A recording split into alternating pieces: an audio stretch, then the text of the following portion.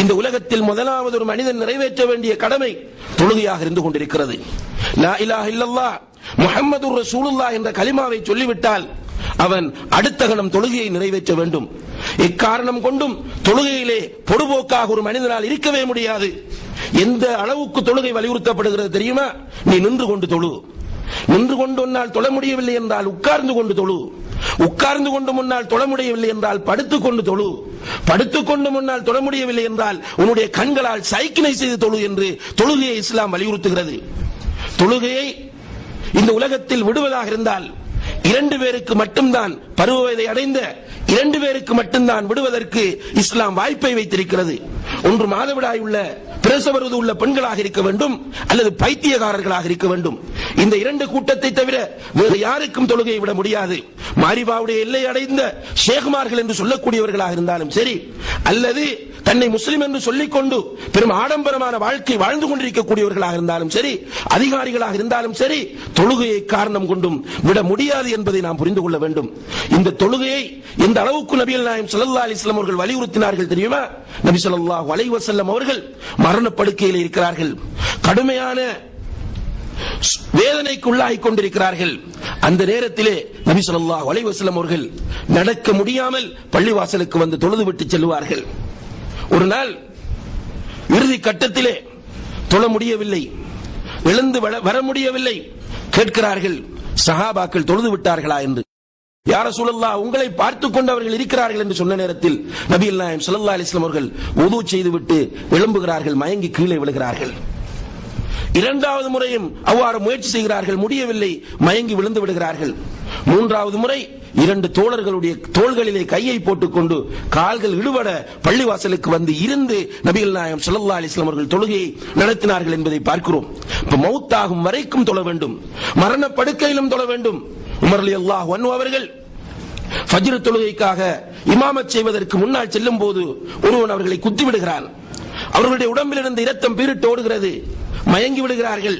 சஹாபாக்கள் அவர்களை தூக்கிக் கொண்டு அவர்களுடைய வீட்டுக்கு வந்து வைக்கிறார்கள். இரத்தம் அதிகமாக ஓடியதனால் மயக்கத்தில் இருந்த உமர் ரலியல்லாஹு அன்ஹு அவர்கள் சூரியன் உதித்த பின்னால் கண் விழிக்கிறார்கள், மயக்கம் தெளிந்து. அப்போது பக்கத்தில் இருந்த இப்னு அப்பாஸ் ரலியல்லாஹு அன்ஹு அவர்கள் ஹலீஃபாவை பார்த்து, ஜனாதிபதியை பார்த்து என்ன கேட்கிறார்கள் தெரியுமா? ஹலீஃபாவே, அமீருல் முஃமினீனே, நீங்கள் இன்னும் ஃபஜ்ர் தொழவில்லை என்று சொன்னார்கள். குத்தப்பட்டு குற்றுயிராக இருக்கிறார்கள். இந்த நேரத்தில் அவர்களிடத்திலே போய் பேசக்கூடிய அந்த வார்த்தைகளை பாருங்கள், நீங்கள் இன்னும் தொழவில்லை என்று சொன்னார்கள். அமீருல் முஃமினீன், முஸ்லிம்களின் தலைவர், ஆட்சியாளர் இந்த கேள்வியை கேட்டு ஆத்திரப்பட்டாரா என்றால் இல்லை. அவர்கள் என்ன கேட்டார்கள் தெரியுமா? எனக்கு பின்னால் நின்ற மக்கள் தொழுது விட்டார்களா என்று கேட்டார்கள். ஆம் என்றதும் உமர் ரலியல்லாஹு அன்ஹு அவர்கள் எழுந்து உடம்பிலிருந்து இரத்தம் ஓடக்கூடிய நிலையில் தொழுகையை நிறைவேற்றி விட்டு சொன்னார்கள், லா ஹவ்வ ஃபில் இஸ்லாமி லிமன் தரக்க ஸலா, தொழுகையை விட்டவனுக்கு இஸ்லாத்தில் எந்த பங்கும் இல்லை என்று சொன்னார்கள். கண்ணியத்திற்குரிய சகோதர சகோதரிகளே, மஹ்ஷரிலே வைத்து முதலாவது கேட்கப்படக்கூடிய இந்த கேள்வியுடைய விஷயத்திலே நம் ஒவ்வொருவரையும் நாம் முஹாசபா செய்ய வேண்டும். தொழுகையுடைய விஷயத்தில் நாம் எந்த நிலையில் இருக்கிறோம் என்பதை நம்மிடத்தில் நாம் கேட்டு பார்க்க வேண்டும். ஒழுங்கான முறையில் 5 நேர தொழுகைகளையும் உரிய நேரத்தில் நாம் நிறைவேற்றுகிறோமா? சுகதேகியாக இருக்கும் போது நிறைவேற்றுகிறோமா? நோய்வாய்ப்படுகிற நேரத்திலே நிறைவேற்றுகிறோமா? ஊரிலே இருக்கும் போது நிறைவேற்றுகிறோமா? பயணத்தில் இருக்கும் போது நிறைவேற்றுகிறோமா? மருத்துவமனைகளிலே அனுமதிக்கப்பட்டிருக்கிற நேரத்தில் இந்த தொழுகையை நாம் நிறைவேற்றுகிறோமா என்று நம்மை நாம் முதலில் கேள்வி கேட்க வேண்டும். அடுத்ததாக நம்முடைய மனைவிமார் இந்த தொழுகையுடைய விஷயத்தில் எப்படி இருக்கிறார்கள் என்று ஒவ்வொரு கணவனும் சிந்திக்க கடமைப்பட்டிருக்கிறான்.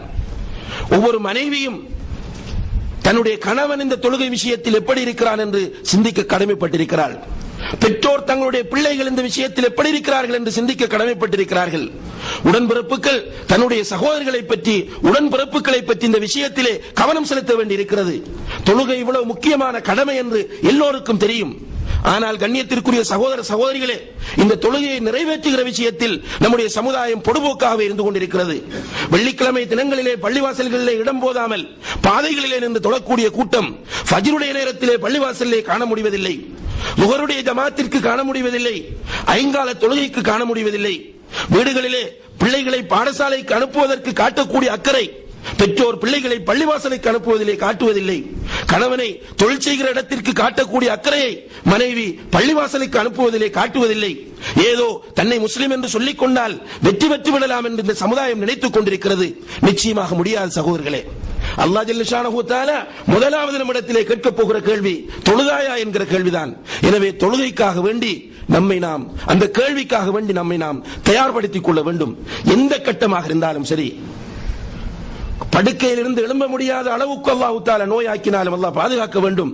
அப்படியான நோயாளியாக மாறினாலும் கூட அந்த நேரத்திலும் நம்மால் முடியுமானவரை சுத்தம் செய்து கொண்டு கண்களாலாவது தொழக்கூடிய அந்த மன உறுதி நம்மிடத்திலே இருக்க வேண்டும். அப்படி இருக்குமாக இருந்தால் அந்த மஹ்ஷரிலே அல்லாஹ் தஆலா தொழுதாயா என்ற கேள்வியை கேட்கும் போது நிச்சயமாக நம்மால் பதிலளிக்க முடியும். அதற்கு மாற்றமாக நாம் இருப்போமாக இருந்தால் நிச்சயமாக மஹ்ஷரிலே கை செய்தப்படக்கூடிய கூட்டமாக நாம் மாறிவிடுவோம்.